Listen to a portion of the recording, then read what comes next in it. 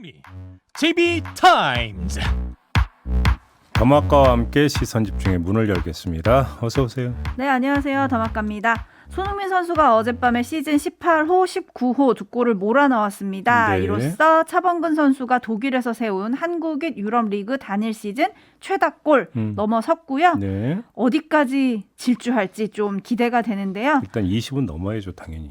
아, 그런 겁니까? 그럼 여기까지도 잘했는데 일단 칭찬 먼저 해주시지. 꺾어줘야지. 아, 예, 알겠습니다. 네. 손흥민 선수 화이팅. 자, 이렇게 기분 좋은 소식으로 여는 5월의 첫 시선 집중인데요. 오늘도 삐딱선 정신에 입각해서 주요 뉴스 챙겨드리겠습니다. 네, 에이스타인 것이죠.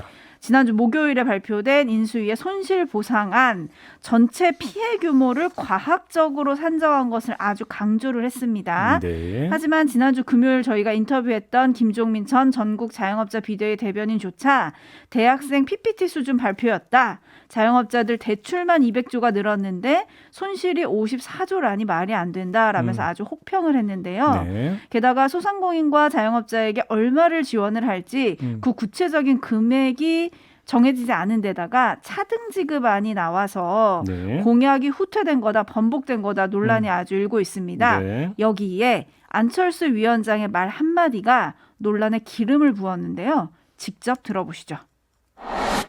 전 국민 재난지원금, 즉 아주 어려운 사람부터 먼저 도와줄 생각은 하지 않고 모든 사람에게 똑같은 돈을 지급하는 방식으로 그렇게 사실은 국고를 효율적으로 쓰지를 못했습니다.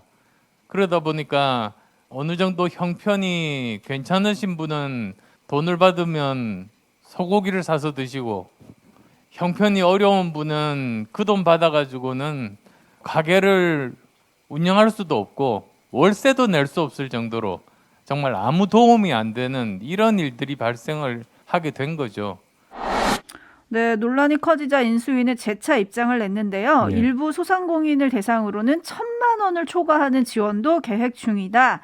당선인이 약속한 대로 33조 1,000억 원 이상을 취임 즉시 긴급 지원에 사용할 거다라고 강조를 했습니다. 네. 우리 JB 손실보상에 누구보다 진심이지 않습니까? 네. 이러면 논란이 일단락 되는 건가요? 아니 그러니까 일부 소상공인을 대상으로는 1,000만 원을 초과하는 지원도 계획 중이다. 이 말에 모든 게 담겨 있는데 네.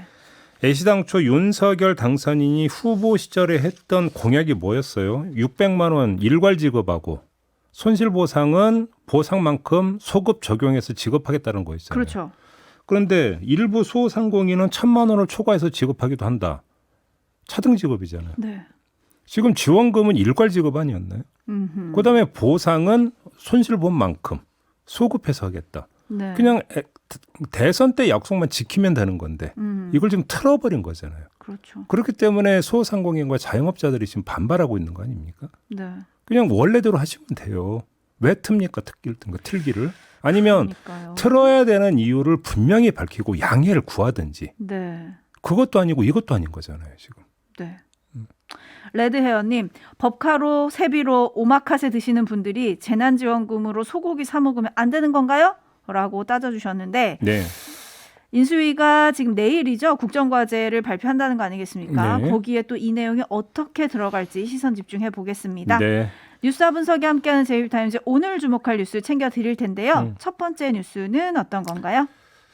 이실 5수석 체제의 청와대 비서진 인선 결과가 어제 발표가 됐어요. 네. 뭐 비서실장은 이미 발표를 한 바 있고 안보실장엔 김상환 전 외교부 차관이 내정이 됐습니다.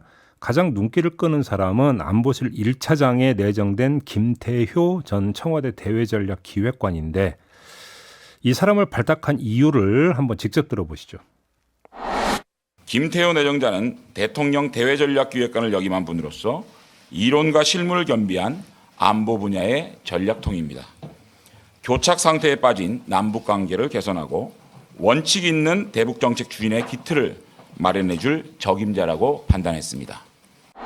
네, 적임자라고 판단했다라는 장제원 당선인 비서실장의 발표였는데요.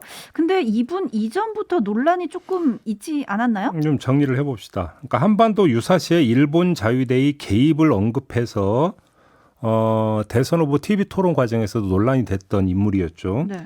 그런데 2017년 9월 한 칼럼에서는 또 이런 주장을 했다고 합니다. 한일 정보보호협정 지소미아라고 이제 많이 알려져 있죠. 네.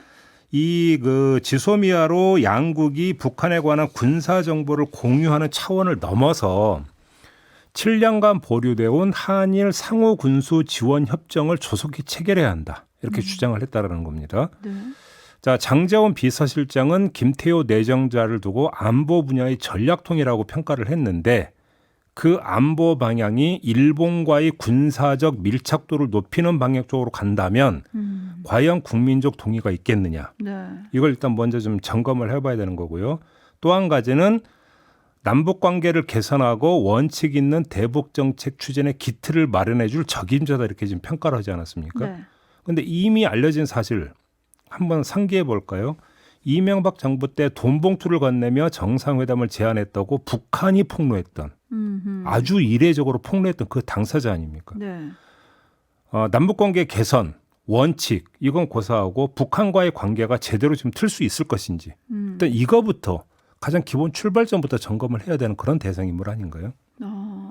7748님이 장관 후보자도 그렇고 윤석열 정부는 일본에 유독 우호적인 분들이 많은 것 같습니다. 라고 해주셨고 네. 얼굴 조장님은 내각도 좀 과학적으로 인선해 주시길이라고 해주셨는데 네. 특히 지금 어제 나온 설명을 보면요. 김성한 국가안보실장 내정자가 이런 얘기를 합니다.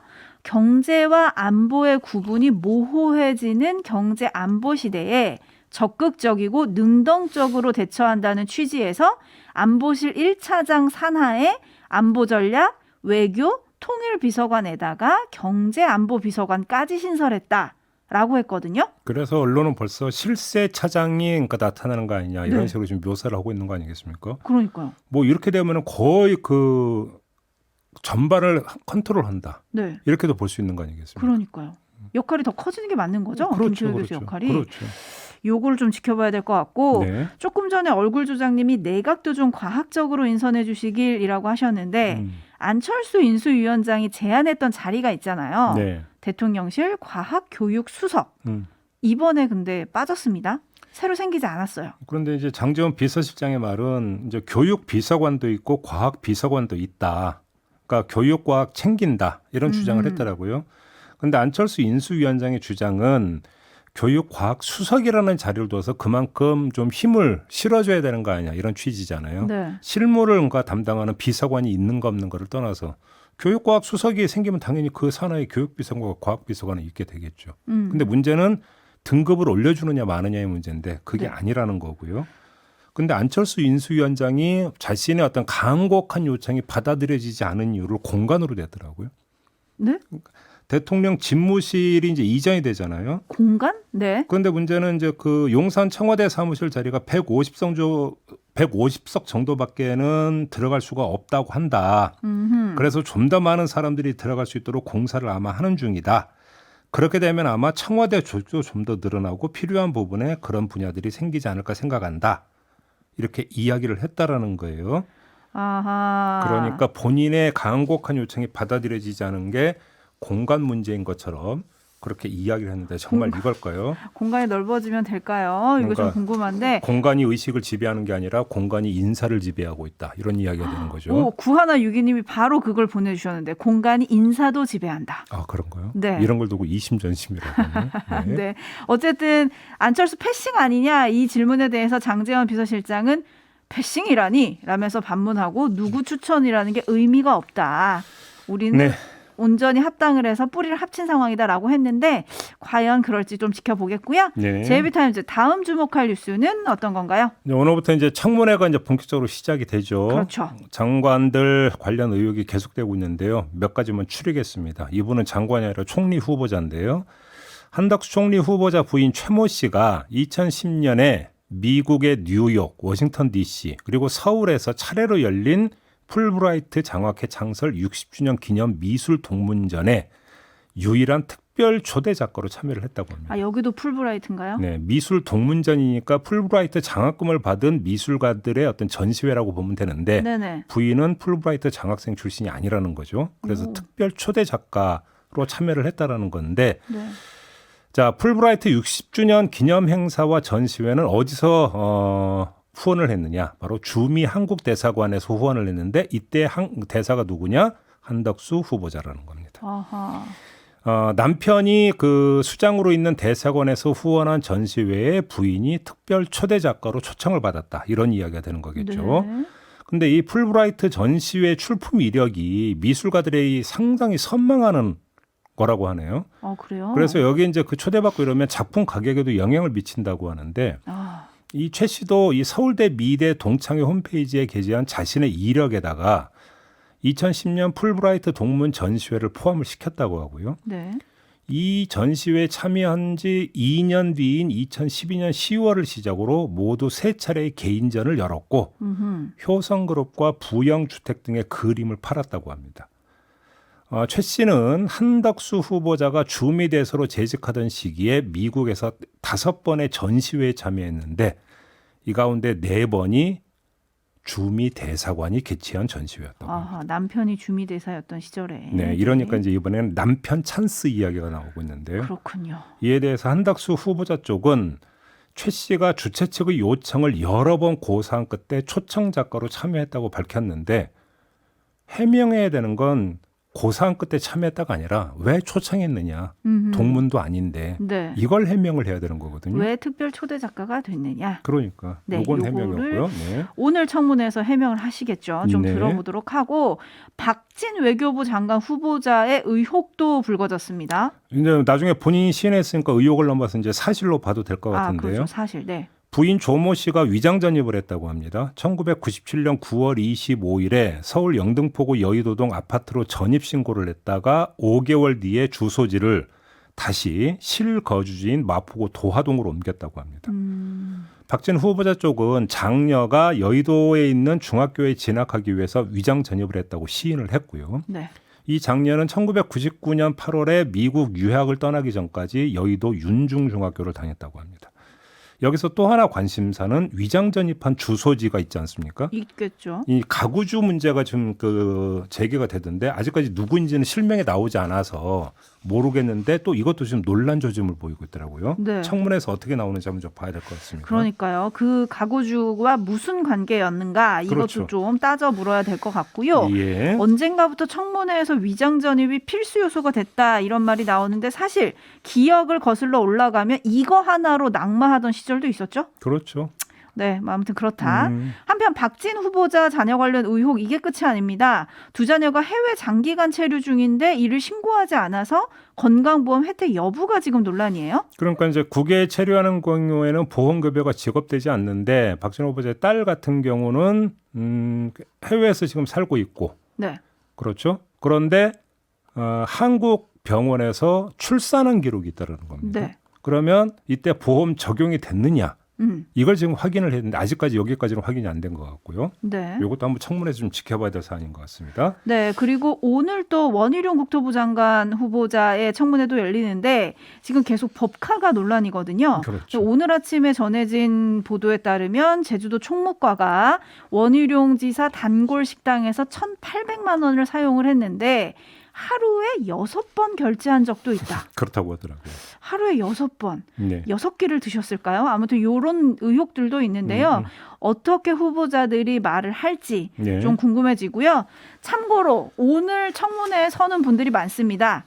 읊어드릴게요. 한덕수 국무총리 후보자, 그리고 추경호 경제부총리 후보자, 박진 외교부 장관 후보자, 원희룡 국토부 장관 후보자, 한화진 환경부 장관 후보자, 박보균 문체부 장관 후보자까지 청문회에 서는데요.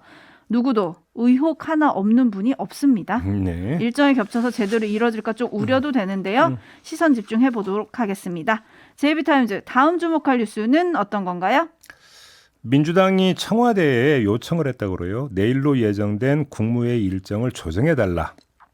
이렇게 요청을 했는데 윤호중 비대위원장은 내가 한 건 아니지만 당의 의사가 전달된 것으로 알고 있다 이렇게 말을 했어요. 네. 그러니까 이제 내일 본회의가 열려서 형사소송법 개정안이 처리될 예정이지 않습니까? 네. 본회의 날 그러니까 시간이 아마 오전 10시로 제가 알고 있는데 그래서 이 국무회의 일정을 조정해달라고 하는 게 시간을 조정해달라는 건지 날짜를 조정해달라는 건지 요건 아직 모르겠고요.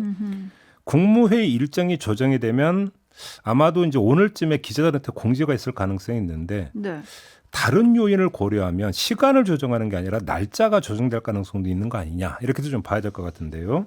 날짜요? 왜 이런 말씀을 드리냐면 특별 사면 이야기가 지금 계속 나오고 있지 않습니까? 네. 뭐 이명박, 김경수, 이재용, 정경심 등등의 특별 사면 요구가 지금 나오고 있는 상황인데 특별 사면을 하려면 마지막 단계로 국무회의 심의 의결을 거쳐야 되거든요. 네. 그런데 검찰 수사권 분리 법안을 위한 국무회의와 특별 사면을 위한 국무회의를 따로 할 가능성은 솔직히 별로 없다고 봐야 되지 않겠습니까?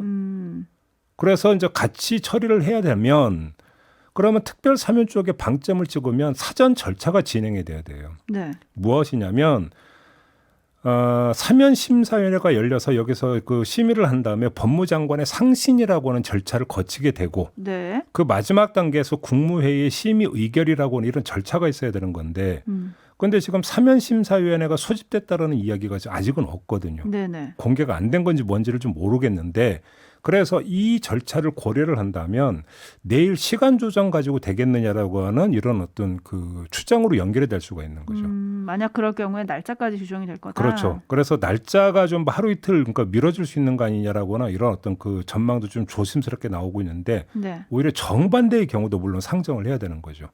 만약 오늘 오전 중으로 국무회의 공지가 다시 나오는데 시간 조정 정도가 되어버렸다. 만약에 이렇게 되어버린다면 특별 사면은 없을 수도 있다는 얘기도 연결될 수 있는 거니까. 그러니까 특별 사면과 관련해서 법무부적 움직임을 좀 체크를 해봐야 된다. 이런 이야기가 되는 거겠죠. 네. 그리고 또 반대로 국무회의가 연기가 된다면 사면에 대한 이제 고민의 시간이 더 생기는 거다. 네. 이렇게 해서 언론들이 많이 썼던데요. 앞서서 지난 29일 문재인 대통령이 직접 이명박 전 대통령 사면 반대 국민청원의 답변자로 나서서 사면에 대해서 한 말이 있습니다. 한번 들어보시죠. 천공인과 같은 의견을 가진 국민들이 많습니다. 반면에 국민 화합과 통합을 위해 사면에 찬성하는 의견도 많습니다. 요 말을 두고 굳이 사면에 찬성하는 의견도 많습니다. 라는 말을 한 이유가 사면에 대해서 좀 긍정적으로 검토하는 게 아니냐. 이렇게 또 쓴 언론들도 많이 있던데요. 예. 뭐 어떤 결론을 하든지 반대 여론에 조금 부딪힐 문제라서 대통령이 어떤 선택을 할지 좀 궁금합니다. 제가 볼 때는 이제 찬반이 갈리고 있죠. 네. 근데 찬반이 갈리는 게인데 이게 이제 복잡한 게 그래서 뭐 MB 사면 단일 사안이 지금 아니잖아요. 그렇죠. 여러 명이 여기다가 있습니다. 뭐 김경수, 이재용, 뭐 더 나아가서 정경심. 그러니까 또 이제 보수 쪽에서는 그럴 거면 이병기 뭐 여러 사람 더 뭐 최경환 이런 사람까지 다 해줘야 된다. 뭐 이런 이야기가 나오고 있기 때문에 네. 특별 사면을 하더라도 그러면 누구는 해주고 누구는 또 안 해주느냐. 이런 이야기가 또 논란이 될 수 있는 건데 그렇죠. 논란이 겹으로 뭔가 발생할 수가 있다는 것이죠. 네. 그러니까 이걸 청와대가 모를 리가 없을 거고요. 다만 그걸 모두 안고 그냥 퇴임 전에 정리를 하느냐 마느냐. 지금 이 선택만 남아있다고 보면 될 것 같아요. 네, 지금 까꿍님은 사면 반대입니다라고 해주셨고요. 4672님은 국민 잘 살게 할 고민을 해야지 왜 사면 같은 고민을 할까요? 라고 하시고 9920님은 MB 추징금 완납했다던데 좀 싸합니다 라고 하셨고 6895님은 상권 분립을 존중합시다 라고 해주셨는데 저는 그게 궁금합니다. 사면 얘기하면서 통합을 항상 얘기를 하잖아요.